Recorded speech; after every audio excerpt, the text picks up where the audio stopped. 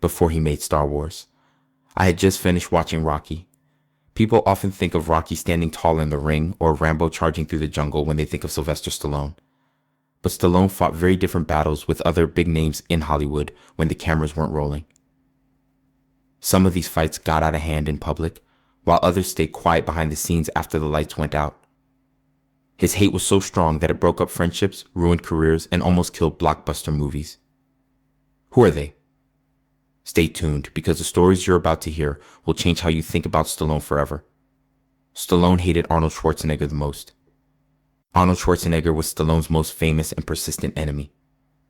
The fight started at the 1977 Golden Globe Awards, which Stallone thought would be the night his underdog Miracle Rocky would win. He couldn't believe it when his movie lost category after category. And there was Arnold, the big guy from Austria who was new to the scene. He laughed every time Rocky was ignored. And then he won the award for New Star of the Year. Stallone lost it. Later he said, "I threw a bowl of flowers at his head." That moment started a rivalry that would shape the next 15 years of their careers. The 1980s turned into a cold war of egos. Stallone was in charge with Rocky 2, 3, 4, and First Blood. Arnold fought back with Conan, The Terminator, and Predator. It looked like each movie was trying to outdo the others. There was no subtlety in the mocking. Arnold smiled at a Rambo poster in Twins. Stallone literally beat up an Arnold lookalike twice in Tango and Cash. The sabotage got worse when the cameras weren't rolling. Arnold pretended to chase the terrible script for Stop or My Mom Will Shoot, because he knew that Stallone's pride would make him grab it first. Stallone did, and critics tore the movie apart, saying it was a desperate attempt to copy Arnold's success in comedy. For years, neither man would back down. People loved it. The press ate it up, and the stress made them go to extremes. It wasn't until the 2000s that the hostility died down, when they both starred in The Expendables and even opened a restaurant next to each other. Stallone later said, "We were fierce rivals, but that rivalry made us both work harder." They started their war with shame, but ended it with respect. A rare case where Stallone's hatred turned into friendship. Kirk Douglas, the fight over ego on First Blood. Sylvester Stallone once fought a famous person from Hollywood and won. Kirk Douglas, the famous star of Spartacus, was the one who lost. On the set of First Blood in 1982, what started out as a successful casting call quickly turned into a brutal fight for power. At first, everything seemed great. Douglas, who was already famous for his roles in Spartacus and Paths of Glory, agreed to play Colonel Troutman, the only person who really understood John Rambo. Stallone's raw intensity was now clashing with the old Hollywood glamour. Douglas didn't just want to play the part, though. He wanted the movie to end with Troutman killing Rambo because he had read David Morrell's book. He kept questioning the script. Kirk Douglas wouldn't say this. Kirk Douglas needs a better ending. This was sabotage for Stallone, who was turning Rambo into a symbol of injured veterans. He had worked hard to keep the story's message, which was about survival, not pointless death. Finally, director Ted Koch lost it and told Douglas straight out, "This is the movie we're making. You can leave if you don't like it." And Douglas did, leaving just a few days into production. Richard Crenna was brought in at the last minute and learned his lines on the way to the set. His calm, fatherly performance, on the other hand, gave the movie its heart and balanced out Stallone's rage perfectly. The ending stayed positive. Rambo lived and $1 billion business was born. The fallout. Stallone never got over how arrogant Douglas was. He once said that some actors care more about how they leave than the story itself, which was a clear jab at Douglas. They never worked together again after that. Stallone built a franchise, but Douglas is the one people remember for almost killing it. Eddie Murphy. The rumors that ruined a friendship. It's hard to believe, but Stallone's best friend turned into someone he could never forgive, Eddie Murphy. Stallone and Eddie Murphy were best friends in the late 1980s. Two huge stars at the top of their game who laugh, party, and respect each other. But one rumor in 1987 ended that friendship for good. The idea came to them while they were making Beverly Hills Cop 2. Bridget Nielsen, who was Stallone's wife at the time, was cast in the movie and played the lead role opposite Murphy. She was beautiful, magnetic, and hard to miss. It didn't take long for rumors to spread that Murphy and Nielsen were more than just co-stars. People on the crew whispered. The tabloids made it worse. And all of a sudden, every headline had Stallone's name in it because of a scandal. The embarrassment hurt a lot, even if nothing had happened. Later, Stallone said he called Murphy and demanded answers from him directly. "What is going on with you and Sasha?" Murphy denied everything, but it was too late. Trust was broken, and Stallone's pride wouldn't let him fix it. People stopped talking at parties.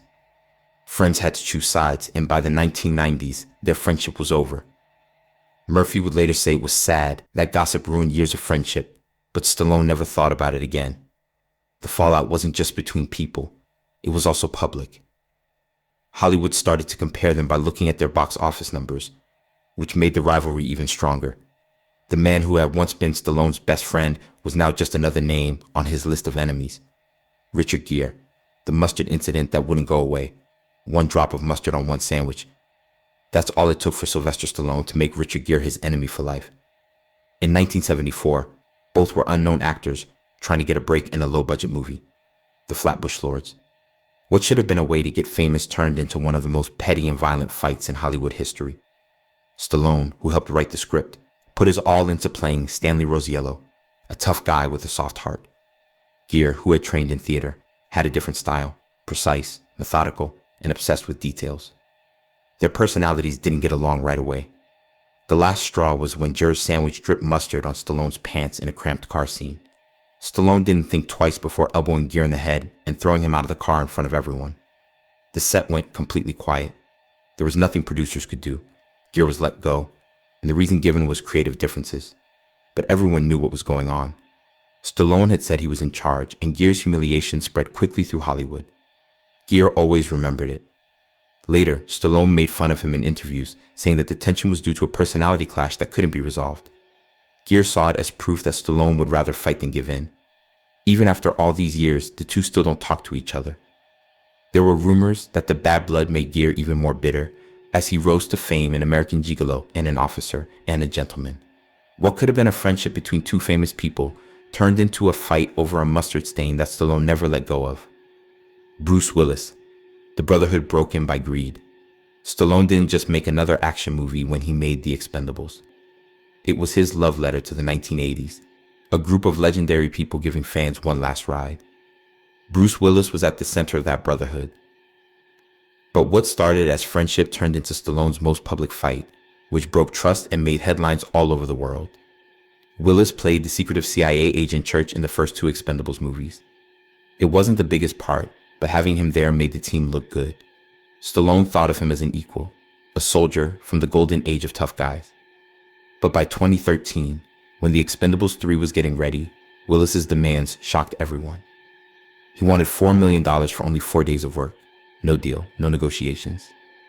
That meant $1 million every day. Stallone, who had built the franchise on the idea that loyalty is more important than ego, saw it as a betrayal. He didn't give in. Instead, he cut Willis out and brought in Harrison Ford. After that, he did something that isn't common in Hollywood. He told everyone. Stallone called Willis lazy and greedy on Twitter. The words were harsh and they stuck. Willis went from being loved by everyone to being talked about as hard to deal with and obsessed with money overnight. The Expendables made more than $200 million, but the brotherhood fell apart. Fans miss Willis, and the old gang's magic was never quite the same again. Stallone had drawn a line in the sand, showing that loyalty was more important to him than fame. As for making up, the two men have stayed away from each other since then. Their friendship was replaced by a silence that was louder than any explosion on screen. There are 6 actors, 6 fights, and a side of Stallone that the public doesn't see very often. Some fights ended with respect, some with silence, but they all show that he never forgot a slight. Which story shocked you the most? Please leave a comment to let me know. And don't forget to like and subscribe to see more Hollywood rivalries that haven't been told.